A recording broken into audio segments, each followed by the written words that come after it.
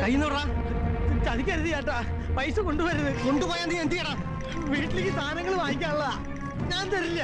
അതിന് നീ വേറെ പാടിക്കോ.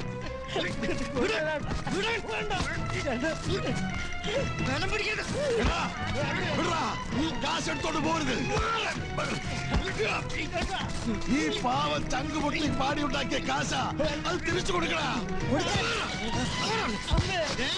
അധികം തുള്ളിയ കുത്തി കീറി ഞാൻ. ഇത് ഞാനും എന്റെ അനിയനും തമ്മിലുള്ള ഇടപാടാ. ഞങ്ങൾ കൊടുത്തോളാം. പൈസ കൊണ്ടുവരില്ല. പറഞ്ഞേ